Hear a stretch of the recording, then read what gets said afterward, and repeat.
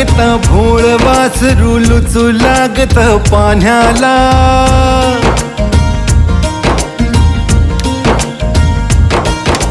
भूक लागता भोळ वासरू लुचू लागत पाण्याला. माय बाप जीवाचा रान मांडती वाढवता त्या तान्ह्याला.